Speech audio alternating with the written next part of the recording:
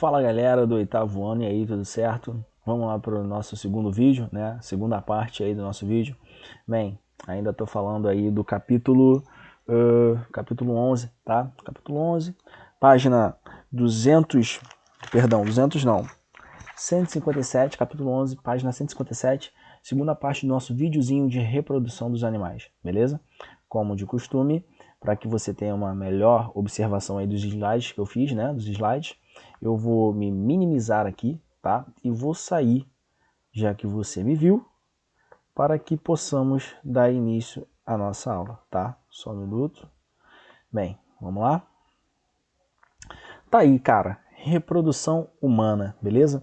Até agora nós vimos lá vários tipos de reprodução dos animais, né? A gente viu que nós temos dois tipos, reprodução sexuada e reprodução assexuada, né? Mas agora nós vamos falar da nossa reprodução, tudo bem? A nossa reprodução, a reprodução humana. E para eu poder falar dela, cara, eu vou ter que falar de dois protagonistas aí que vão ocasionar essa reprodução, né? Que vai ser o espermatozoide e o óvulo.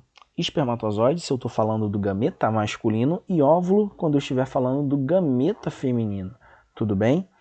Olha só, o espermatozoide ele vai ser produzido lá no testículo, mais especificamente no localzinho dentro do testículo chamado de túbulo seminífero, beleza?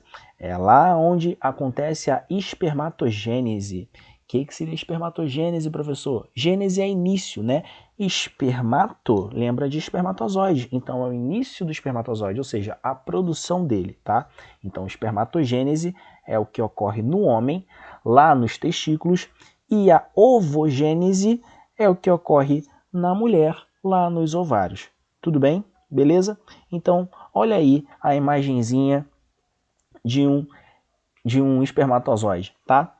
Aqui, como você está observando aí, nós temos o núcleo dele, onde que vai ficar o material genético do pai, tá? O material genético do pai, 23 cromossomos, eles vão ficar aqui dentro do núcleo. Nós vamos ter o acrossoma. Professor, o que é o acrossoma? O acrossoma é a ponta da cabeça desse espermatozoide. Ali dentro do acrossoma nós temos um saquinho, nós temos uma vesículazinha que ela é cheia de enzimas. Essas enzimas, elas são enzimas digestivas. São elas que vão ser liberadas para que o espermatozoide possa penetrar a proteção que vai ter no óvulo, tá bom? Nós temos aqui também a mitocôndria. Professor, mitocôndria? Cara, mitocôndria é uma organela responsável por produzir ATP, ou seja, energia e respiração celular, tá? A mitocôndria, ela vai produzir energia para quem? Para o flagelo, cara, para a cauda, tá? Essa cauda, esse flagelo, ele tem que bater. Lembra? O espermatozoide ele tem que chegar até o óvulo. E para isso ele tem que ter uma mobilidade muito grande. Logo, ele vai precisar de muita e muita energia, tá bom? E aqui tá para você a espermatogênese, tá? Professor, eu tô vendo vários nomes doidos aí, eu preciso saber disso. Não precisa saber disso aqui agora. Agora não. Agora não. Mas futuramente você vai ter que saber cada etapa disso aqui, tá? Só quero que você fique atento com esses nomezinhos que já aparecem para nós, já não é de hoje, ó. Mitose e meiose. Professor, o que é isso? Já te disse, são divisões celulares. Você vai ver comigo como que é essas divisões celulares, beleza? Nós vamos ter uma aula dela. Mas fica tranquilo, entenda que espermatogênese é o processo de produção de espermatozoides que vai acontecer lá no testículo, tá? E vai ter toda essa etapazinha aqui, período germinativo, crescimento, maturação, diferenciação, beleza? Aguarda, relaxa o coraçãozinho. O que tu tem que saber tá aqui, ó. O espermatozoide vai ter um flagelo, vai ter uma peça intermediária que vai estar cheia de mitocôndria e vai ter uma cabeça. Nessa cabeça você tem o núcleo e você vai ter o acrossoma. Dentro do acrossoma você tem as enzimas que vão fazer com que esse espermatozoide penetre no óvulo. Beleza, gente? Tranquilo? Então tá aí o gameta masculino. Vamos lá para o gameta feminino agora, cara? Bem, o gameta feminino ele vai ser aí formado pelo óvulo. Então, se eu falo de gameta feminino e produção de óvulo, eu vou estar falando da ovogênese, beleza? Vai ter reprodução de óvulo aonde? Lá nos ovários, lá na parte dos ovários, no úterozinho da mulher, tá? No úterozinho do indivíduo feminino, beleza? E aí, o que você tem que saber do óvulo? Ó, isso aqui você tem que saber, tá? O óvulo ele vai ter duas formas de reprodução. Na verdade, ele vai ter duas etapas de proteção, perdão, duas etapas de proteção. Essas etapas vai ser aí a corona radiata e a zona pelúcida, beleza? Professor, calma aí, repete. Repito, cara. O óvulo ele vai ter duas etapas de proteção. Corona radiata, mais externa, e a zona pelúcida, mais interna. Tudo bem? Dentro do óvulo você tem o núcleo, que vai ser o material genético de quem? Da mamãe, né? Então a mamãe aqui vai ter 23 cromossomos também. Junto com 23 cromossomos do pai e da mãe vai dar o quê? 46. 46 que é você, sou eu, tá? Nós somos 46 cromossomos. E o citoplasma, que é na parte interna do óvulo, tá bom? Você já sabe o que é citoplasma, beleza? Bem, aqui, de novo, nós temos a ovogênese. São as etapas que vai ter aí a produção do óvulo. Ó, se liga. Ó os nomes que aparecem aqui, ó. Mitose, meiose. Tu tá percebendo que mitose e meiose não é de bobeira, né? Tu tá percebendo que essa parte é um assunto muito importante, né? Mitose e meiose tá aparecendo muito. Então, de novo, calma o coração que nós vamos ver isso, tá? O que você tem que saber? Corona radiata, zona pelúcida. Vai ter aí, são as duas etapas de proteção. Dentro do óvulo nós temos o núcleo. Com quantos cromossomos? 23. 23 de quem? Da mãe. Beleza? Show de bola, gente? Tranquilo? Então vamos lá? Vamos continuar. Cara, você vai ver aí comigo as etapas. Etapas de quê, professor? As etapas que o espermatozoide faz para poder ele penetrar no óvulo da mulher, tá? Vamos lá. Quando o homem e a mulher têm um ato sexual e o rapaz ejacula no canal vaginal da mulher, ali se inicia o caminho do espermatozoide, tudo bem? E ele vai ao encontro do óvulo que está lá na tuba uterina. Que isso, tá falando um nome difícil? Não, relaxa que eu vou explicar e vou colocar imagens aqui para você, tá? Mas quando o óvulo está lá paradinho na tuba uterina e vai ao encontro do espermatozoide, né? Melhor, o espermatozoide vai ao encontro do óvulo, eles vão ter que ter aí algumas ações, vão ter que ter aí algumas etapas. Essas etapas eu coloquei aqui, eu enumerei para você, de 1 a 5. Bem, olha só, como eu te disse, o óvulo ele vai ter duas etapas de proteção, lembra? A zona pelúcida, a corona radiata e a zona pelúcida. Show de bola? Show de bola. Olha só, gente, nessa parte 1 aí, olha o que acontece. Nós temos a liberação das enzimas do acrossoma. Lembra que o acrossoma é a cabeça, é a parte da cabecinha do espermatozoide, a ponta onde está cheio de enzima digestiva? Então, ó, aqui no 1, o espermatozoide ele libera essas enzimas. Para quê? Para passar ali da corona radiata e da zona pelúcida.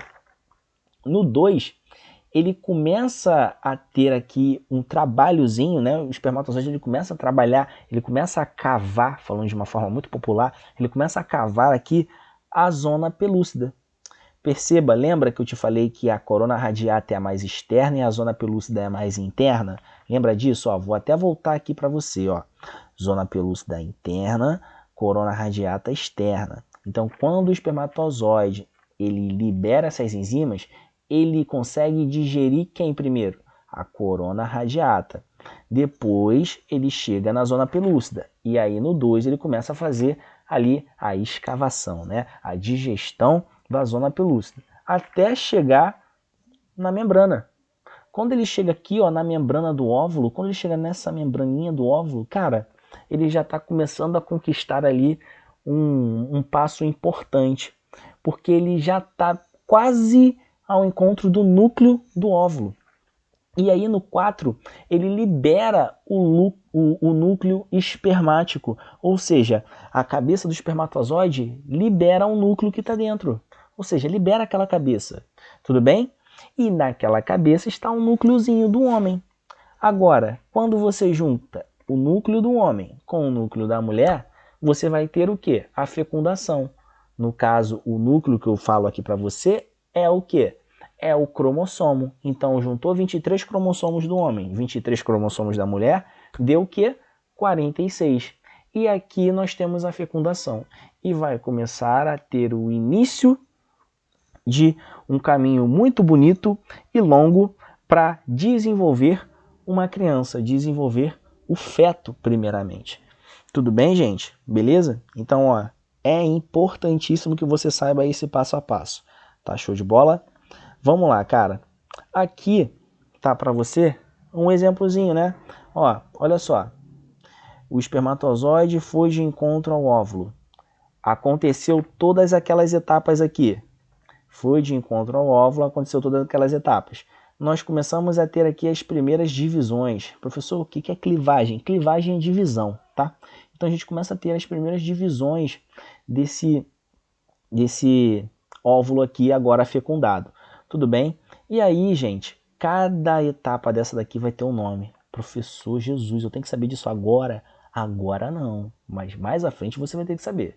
Tudo bem? Então, cada etapa de divisão vai ter um nome. Mas aí, gente, preste atenção, o que eu quero que vocês entendam.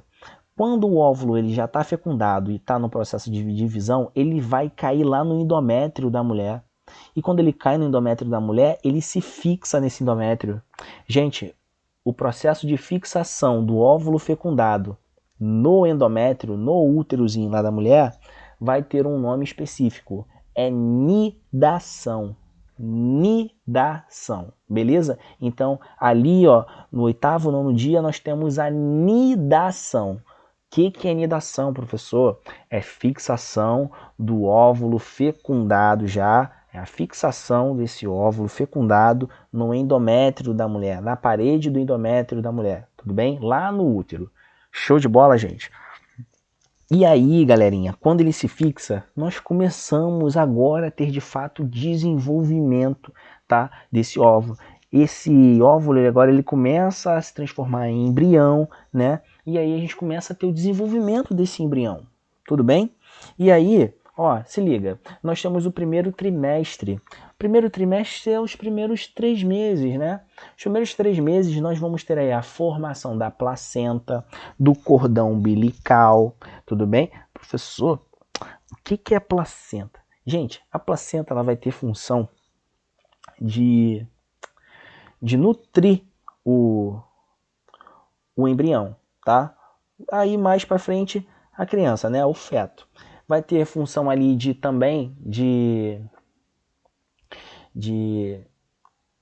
pegar os resíduos que essa criança produz, tá? Que esse feto produz. Como assim, professor? Resíduos?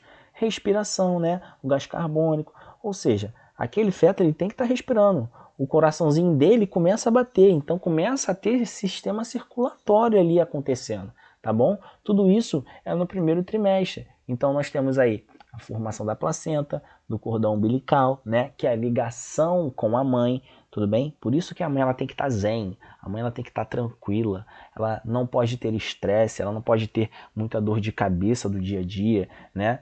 Por quê? Porque tudo que a mãe sente, a criança também sente, porque os dois corpos estão ligados a um cordão umbilical. Olha só que bonito, olha só que lindo, né? E aí nós temos desenvolvimento corporal, os primeiros desenvolvimentozinhos dos braços, né, dos membros e o batimento cardíaco.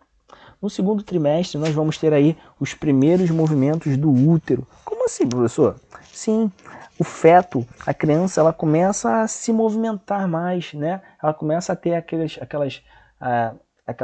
sensações de movimento na barriga. A mãe começa a ter os movimentos, sensações de movimento na barriga, né? Ah, olha só que bonitinho, ele tá chutando, ele tá revirando. Por exemplo, né, o professor Renan Rangel aqui, ele se movimentava muito na barriga, né? A minha mamãe, ela fala, cara, nossa, você dava cambalhota. Se eu dava cambalhota ou não, eu não sei, eu não lembro, óbvio, né? Mas, segundo minha mãe, eu dava muita cambalhota, tá? E isso acontece muito no segundo trimestre, tudo bem? E no terceiro, nós continuamos a ter aí o desenvolvimento, ou seja, começa a ter ali a formação completa daquela criança, a formação completa daquele feto, tá? Por quê? Porque no terceiro trimestre nós já estamos caminhando para os 9 meses, gente. Isso aqui, esse desenvolvimento, ele vai durar 9 meses, tá? Professor, eu nasci com 8. Professor, eu nasci com 7. Tem casos e tem casos, tá? Tem casos que podem até ser um pouquinho mais de 9 meses. 9 meses e 1 semana, 9 meses e 2 semanas, tá? Então isso aí varia muito, tá bom? Mas o corretinho ali são 9 meses. Show de bola? Beleza? Então vamos continuar. Ó, aqui tá uma imagem muito maneira, né? Muito bisurada. Mas preste atenção.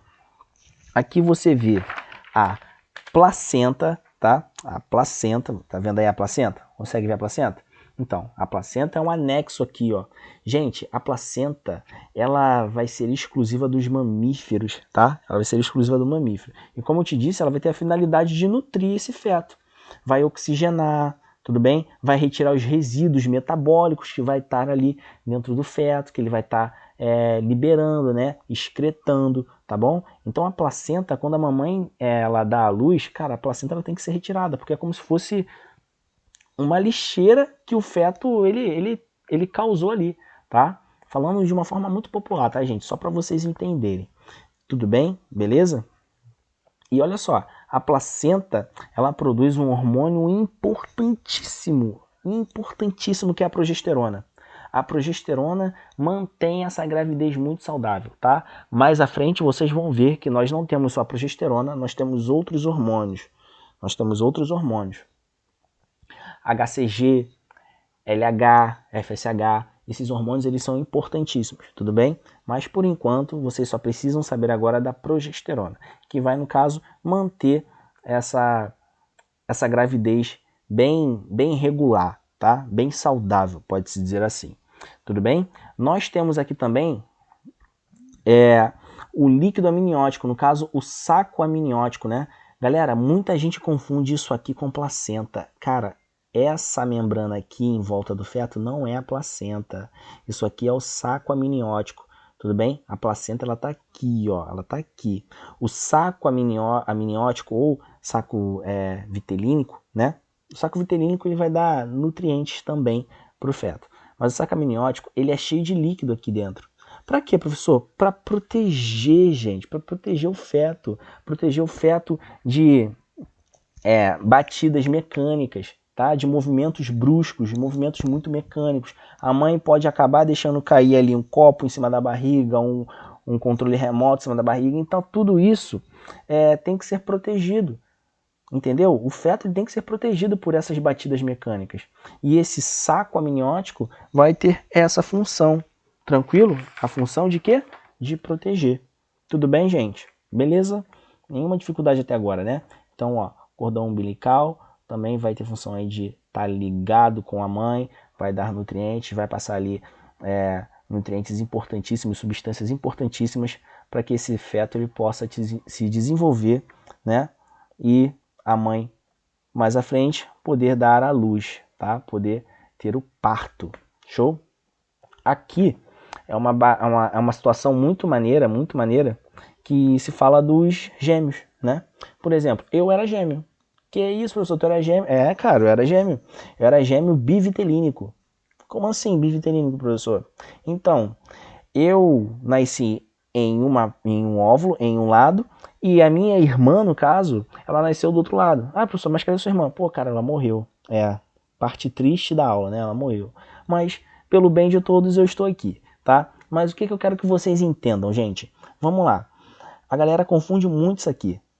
Gente, gêmeos univitelínicos é aqueles gêmeos totalmente idênticos, tá? Agora, os gêmeos bivitelínicos são gêmeos que nasceram de ovários, né, de óvulos diferentes.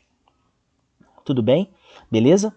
Olha só, o univitelínico é como se o espermatozoide tivesse penetrado nesse óvulo, esse único óvulo, e esse único óvulo acontecesse uma situação no desenvolvimento, na divisão dele, onde ele iria originar 2. Então ele originou 2 óvulos fecundados a partir de 1. E aí, cara, você começa a ter o desenvolvimento de 2 fetos, de 2 crianças, como se fosse do mesmo óvulo. Ou seja, vai ser igual? Claro, vai ser idêntico, tá? Diferente do bivitelínico. O bivitelínico é como se a mulher, em vez dela liberar um óvulo, por exemplo, Você tem um ovário esquerdo e um ovário direito. A mulher liberou em um mês um óvulo do ovário direito. No outro mês ela vai liberar o óvulo do ovário esquerdo. E assim vai intercalando. Um lado e o outro lado. Um lado e o outro lado. Mas imagina que aconteceu alguma situação, né? Isso são exceções, isso são casos, a natureza, a gente não pode controlar isso. Imagina que a mulher agora liberou os dois lados, os dois óvulos. E aí o que aconteceu? Ela teve o ato sexual, o homem ejaculou, né? E aí o espermatozoide ele foi para onde? Para os dois lados, gente. Porque ele vai para os dois lados. Ele vai encontrar um óvulo de um lado e vai encontrar um óvulo do outro. E aí o que acontece? Esse óvulo vai ser fecundado, sendo que por espermatozoides diferentes. E aí você vai ter um gêmeo bivitelínico, na mesma gravidez, porém em partes do ovário, né, do túbulo do útero diferente. Tranquilo? Beleza? Entendido? E é o que acontece aqui, ó. Os dois óvulos são fecundados, um para cada espermatozoide, começa a dividir, e aí você tem os gêmeos bivitelínicos. Lembrando que eles não são idênticos. Agora o univitelínico, ele vai ser idêntico. Show de bola? Beleza? Então, galera, tamo junto. Essa aqui é a segunda parte da aula. Vamos estudar aí, tá? Não dá mole, não dá mole. Sei que tá difícil, sei que tá complicado, sei que dá aquela preguiça do caramba, mas, cara, vamos foco total. Beleza? Fica na paz, é nóis e valeu. Até a próxima aula.